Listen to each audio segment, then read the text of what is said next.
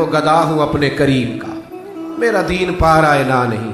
تھوڑی دیر توجہ کرنا اور سننا، وفاداری جو ہوتی ہے نا تھوڑی دیر کی، دیکھو نا حضرت بلال نے وفا کی تھی۔ یہاں کیا حال کرتے ہیں ہم لوگ کارکنوں کا، میں اکثر یہ روتا ہوں، میں کہتا ہوں جب تک تو پیر صاحب کے آستانے پہ جھاڑو دیتا ہے تب تک تو وہ بڑا وفادار مرید ہوتا ہے، اگر اس پہ قرضے چڑھ جائیں تو پیر صاحب کہتے ہیں اس کا ذاتی معاملہ ہے۔ جب تک وہ اپنے ہاتھوں سے سیاستدان کے اشتہار لگا رہا ہوتا ہے تب تک وہ کارکن ہوتا ہے، کارکن۔ اور جب وہ کہیں الجھ جائے تو کہتے ہیں جی میں جی اس کے ذاتی معاملے میں نہیں۔ یہ ذاتی معاملہ کیا ہوتا ہے؟ جب تیرے اشتہار لگا رہا تھا سیاستدان کے تب ذاتی معاملہ نہیں تھا، جب کسی کو ضرورت پڑ گئی تو اب معاملہ ذاتی ہو گیا، پیار کرنا پڑے کچھ دینا پڑے تو پھر بھاگ گئے بفر گئے۔ اور لوگوں کے پاس جب دولت آتی ہے تو رنگ ہی بدل جاتے ہیں، جب اقتدار ملتا ہے تو انداز ہی بدل جاتے ہیں، جب اتوار کچھ اور ہوتے ہیں تو لوگوں کے طریقے بدل جاتے ہیں، اس لیے کہ رشتہ ضرورت کا بنا لیا ہم نے۔ سیدنا بلال نے بڑی مار کھائی تھی، کوئی بتائے حضرت بلال کو گورنری کا لالچ تھا؟ حضرت بلال حبشی کو کیا لالچ؟ بڑی مار کھائی، اور یارو بڑی ساری کھائی۔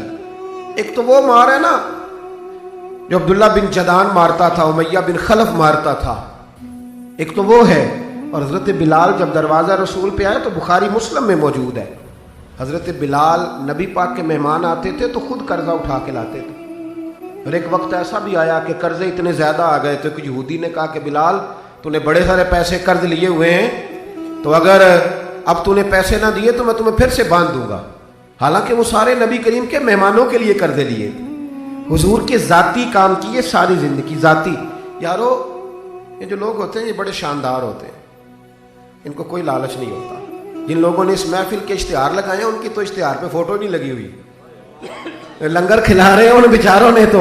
وہ ایک نقیب محفل ملتان میں نا ایک دفعہ پیار چلتے ہیں نا دوستوں سے، مجھے غصہ بڑا کم آتا ہے تو کبھی آ جائے تو وہ چلو آ بھی جاتا ہے، اب یہ بھی مسئلہ ہے۔ وہ بار بار کہہ رہے تھے لوگوں سے تسی ہاتھ نہیں چک دے، تسی بڑے بے ذوق ہو، تسی میں یاد رہو گے۔ میں کیا چپ کر جا، تو کوئی نظر نیاز لینی، یہ سارے مفت آئے نہیں، یہ زیادہ قیمتی ہیں، یہ فری آئے ہیں، بڑی مہربانی، اللہ آپ کو جزا۔ سنیں جی میرے بھائی، یہ دیکھیں نا جن لوگوں نے جو درخواست لے کے گیا تھا تھانے جلسے کی اجازت کی، اس کا تو نام ہی نہیں چھپا، لیکن یہ لوگ بڑے قیمتی ہوتے ہیں۔ ہم کرتے یہ ہیں کہ ان کو نا ہم ضائع کر دیتے ہیں۔ چاہیے اب ہماری مسجد میں جب محفل میلاد ہوتی ہے تو جس نے 1.5 لاکھ دیا نا وہ اسٹیج پہ بیٹھا ہے، اور جس نے سارا سال مسجد میں جھاڑو دیا اس کو میلاد والے دن کسی نے پوچھا ہی نہیں، حالانکہ اس بندے کی صدارت میں جلسہ ہونا چاہیے تھا جو روزانہ مسجد میں جھاڑو دیتا ہے، اس کی صدارت ہونی چاہیے تھی تاکہ پتہ چلے کہ رسول اللہ کے غلام میلاد کے موسم میں غریبوں کو عزت عطا کرتے ہیں۔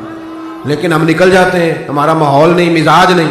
حضرت بلال نے نوکری کی، سارا دن نبی کریم کے کام کرتے، سارا دن۔ تھوڑا سا ٹائم بچ جاتا نا، کہتے حضور کوئی حکم تو نہیں؟ ملا رومی نے لکھا کوئی حکم تو نہیں؟ حضور فرماتے نہیں سارے کام ہو گئے۔ حضور میں تھوڑی دیر کے لیے جاؤں؟ جائیں، ایک دن بھی، 2 دن بھی، 3 دن بھی۔ حضرت انس بن مالک کہتے ایک دن میں نے پوچھ لیا، میں نے کہا حضور یہ بلال چھٹی لے کے جاتے کہاں ہیں؟ شادی تو کی کوئی نہیں تھی ابھی، گھر تو تھا نہیں، تو یہ جو آ کے کہتے ہیں کوئی کام تو نہیں میں جاؤں؟ تو محبوب نے فرمایا جب یہ مجھ سے پوچھ کے جاتا ہے نا کوئی کام تو نہیں جاؤں، تو پھر سیدھا سیدہ فاطمہ کے گھر جاتا ہے۔ تھوڑی دیر بیٹھے دی، اللہ آپ کو جزا تشریف رکھے۔ یہ سیدہ فاطمہ کے گھر جائیں گے، اب یہ وہاں جھاڑو دیں گے، اب بیٹھے جی، اللہ آپ کو برکت دے، جزائے خیر، تشریف رکھیں، اللہ تعالیٰ آپ کو برکات دے، پیچھوں کے لیے مسئلہ بنتا ہے، تشریف رکھیں۔ اب یہ نا سیدہ فاطمہ کی چکی پیسیں گے، یعنی کوئی ٹائم بچ جاتا تو وہاں کتنی نوکری کی حضرت بلال نے، کتنی ڈیوٹی کی کہ نہیں کی؟ لیکن کسی عہدے کے لالچ کے لیے، کسی منصب کے لیے، کسی فوٹو کے لیے، کسی صدارت کے لیے۔ لیکن میرے محبوب نے بھی جب اعزاز دیا نا تو پھر کمال ہی دیا۔ پڑھیے ترمذی شریف، حضور آئے نا معراج سے واپس، میں جلسے سے دیر سے جاتا ہوں نا تو میری ایک بیٹی ہے، وہ جب میں نکلنے لگتا ہوں کہتی ہے آج دیر سے آئے تو دروازہ نہیں کھولنا، روز ہی دیر سے آتے ہیں، تو جب رات کو جاتا ہوں تو سب سے پہلے وہی کھولتی ہے۔ آ گئے آپ۔ اب بندہ جب سفر سے واپس جاتا ہے تو پہلے بچوں کی بات کرتا ہے، بیٹوں کی۔ محبوب معراج کے سفر سے واپس آئے، لیکن سب سے پہلے جو بات کی وہ حضرت بلال حبشی کی۔ سب سے پہلی بات سیدنا بلال کی، مجمع میں بٹھا کے، مجمع میں حضرت بلال کو مجمع میں بٹھا کے فرمایا کیا عمل کرتا ہے بھئی تو بلال؟ عرض کی حضور کیا ہوا؟ فرمایا بتا کیا کرتے ہو؟ कौन सा अमल है जो ज्यादा करते हो? कहा हुजूर हुक्म करें। तो महबूब फरमाने लगे जब मैं जन्नत में गया हूं ना मेराज की रात, तो मैंने वहां तेरे कदमों की आवाज सुनी है। जन्नत में तेरी अब किसने जर्रों को उठाया और सहरा कर दिया, और किसने कतरों को मिलाया और दरिया कर दिया। ये किसकी हिकमत ने यतीमों को किया दुर्रे यतीम, और गुलामों को दुनिया भर का मौला कर दिया। एक बड़ी अजीब बात लिखी है इब्ने इसहाक ने, कहते हैं कि जब फतेह मक्का हुई ना, जोहर का टाइम हुआ, तो नबी करीम अलैहिस्सलाम ने फरमाया चलो अभी अजान पढ़ो, बिलाल को बुलाओ। तो जो है मेरी बात पर सुने और याद रखें। हुजूर ने फरमाया बिलाल को बुलाओ, अजान पढ़े। तो एक शख्स ने हुजूर के कान में मशवरा दिया कि या रसूल अल्लाह सल्लल्लाहु अलैहि वसल्लम, काफिर तो पहले ही सारे जल गए, मर गए, फतह मक्का है। तो कुछ लोग हजरत बिलाल के बड़े दुश्मन हैं। तो या रसूल अल्लाह सल्लल्लाहु अलैहि वसल्लम, बिलाल ये हमेशा पढ़ता है, वही पढ़ेंगे, तो आज ना किसी और की ड्यूटी ना लगाएं अजान पढ़ने की, फतेह मक्का का मौका है, चलो कोई और पढ़ दे। ये रूटीन में जब प्रोग्राम होते हैं तो तब तो मुकर्रा इमाम भी नहीं ना जमात कराता, चले कोई बुजुर्ग आए हैं वो करा दें, आज मौका है, बुरी भी बात कोई नहीं। जिसने मशवरा दिया खुलूस के साथ दिया, हुजूर कोई और ना आज पढ़ दे। लेकिन मेरे महबूब ने जो जवाब दिया वो बड़ा कीमती था। महबूब करीम फरमाने लगे जब पत्थर खाने पड़े तो तब तो बिलाल पढ़े, और जब बदर और ओहद में तलवारें चमके तो तब तो बिलाल पढ़े, और फरमाया जब भूख काटनी पड़े तब तो अजान बिलाल पढ़े, और आज अल्लाह शाने अता करे तो कोई और पढ़े।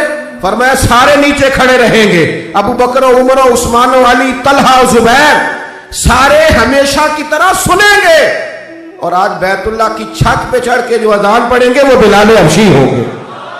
मैं लोगों को बताऊंगा कि वफा के रिश्ते ही होते, वफा के रिश्ते व पानी परन सुहेलियां रंगा रंग कड़े, ओ भाइया असी ते पढ़िया उस दा जानिए जिस दा तोड़ चढ़े। वफा वाला रिश्ता कायम करो, वफा वाला। कभी मिला करो, कभी पीएचडी कर लेते हो ना तो कभी मैट्रिक वाले प्राइमरी वाले उस्ताद से भी जाके मिला करो। जब अल्लाह शाने अता करे तो कभी कभी अपने गांव भी जाया करो, कभी जाके मिला करो। हाँ, शहर में आकर पढ़ने वाले भूल ही गए किसकी माँ ने कितना जेवर बेचा था।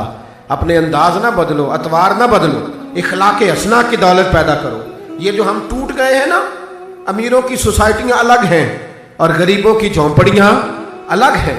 इन्होंने बड़ी तफरीक पैदा कर दिया मुआशरे में।